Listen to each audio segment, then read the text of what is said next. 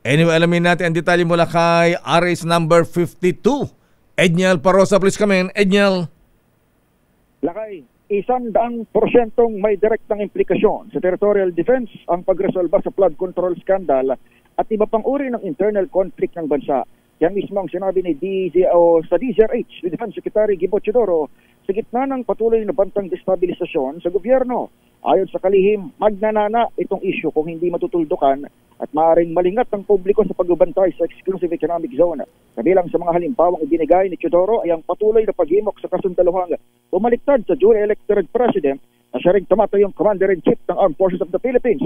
Pakinggan natin ang Secretary of Defense.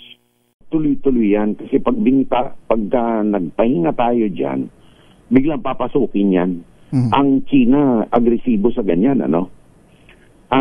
And then, kaya nga ito, kailangan talaga maparusahan ang mga nasa likod nitong flood scam at iba pang mga scam na nangyari, ano? Dahil sa kakunting tao, tingnan nyo ang nangyayari sa bansa. Kamakailan lamang ibinunyag ni Senator Ping Lacson na may mga humimok sa kanyang sumali sa isang civil-military junta. Pero nagsalita na ang lehitimong grupo ng AGFO, itong Association of Generals and Flag Officers, para kundinahin ang akbang bagay na winelcome din ng DND. Ito si Edniel Parosa, nag-uulat para sa DZRH. Yes, Lakay. I-check mo nga, ba't may mga sundalo naka-full battle gear daw dyan sa may Skyway? Ano, saan ba galing ang mga ito?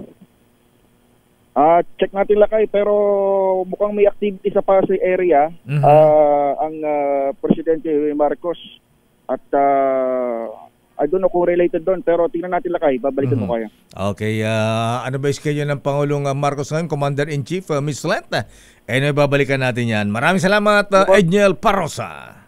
Mukhang may graduation, Lakay, na military related dito sa may, Southern NCR. Oo. Pero i-check pa rin natin, Lakay, sa Armed Forces of the Philippines. Ayan, malapit daw sa Villamor Golf Course. Ayan, dyan sa may NAIA. Ayan, galing NAIA. Anyway, sige, tignan natin. Maraming salamat, Edniel. Balik sa'yo, Lakay Deo. Maraming salamat, Edniel Parosa.